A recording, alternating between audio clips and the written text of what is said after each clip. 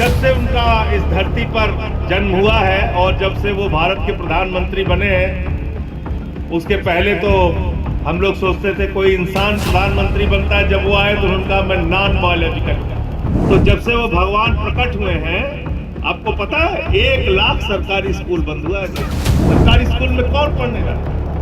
मजदूर का बच्चा, गरीब आदमी का बच्चा। जिस हिंदू का खून न खौला खून नहीं वो पानी है। जिस आरएसएस विश्व हिंदू परिषद और बजरंग दल वालों के अंदर हिम्मत है, आओ हमारे साथ मिलके बच्चों के स्कूल जब बंद होते हैं, तुम्हारा भी खून खोलना चाहिए, हमारा भी खून खोलना चाहिए। अभी मैं पढ़ रहा था सरकार का आंकड़ा, 1 लाख सरकारी स्कूल बंद हुआ हिंदुस्तान में।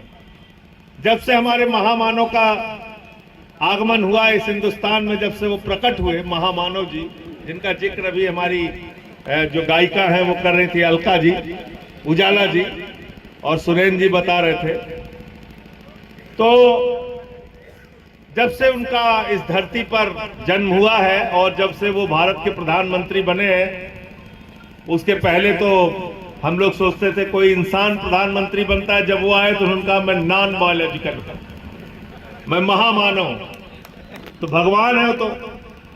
तो जब से वो भगवान प्रकट हुए हैं, आपको पता है 1 लाख सरकारी स्कूल बंद हुआ है देश में, 1 लाख, और जिसमें सबसे ज्यादा उत्तर प्रदेश में बंद हुआ है। और उसमें किसके बच्चे पढ़ते हैं? दलितों के, पिछड़ों के, शोषितों के, वंचितों के। सरकारी स्कूल में कौन पढ़ने जाता है? मजदूर का बच्चा, गरीब आदमी का बच्चा। वही उसके लिए आवाज नहीं उठाता। तो इसलिए आपके अस्पतालों में मोमबत्ती में ऑपरेशन होता है, कोई सवाल नहीं उठाता। महंगाई देश में बढ़ती है, कोई सवाल नहीं उठाता।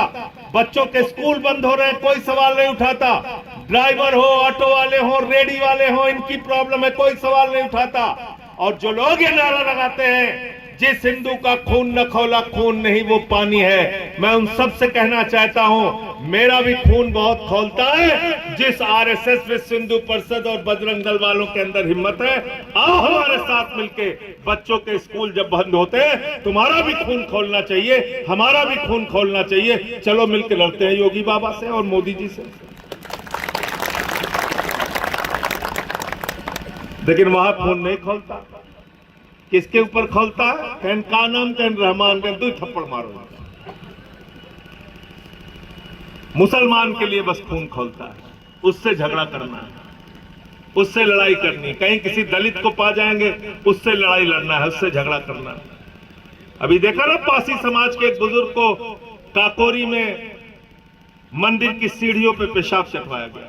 ये हिंदुस्तान 80 साल के बाद का हिंदुस्तान है, आजादी के 80 साल के बाद का।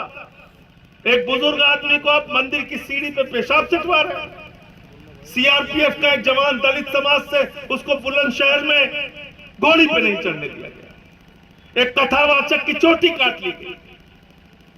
ये देश हम बनाना चाहते हैं, ऐसा हिंदुस्तान हम बनाना चाहते हैं। इसलिए नफरत की राजनीति हिंदुस्तान की सबसे बड़ी बर्बादी का कारण है। नफरत को भी मिटाना होगा।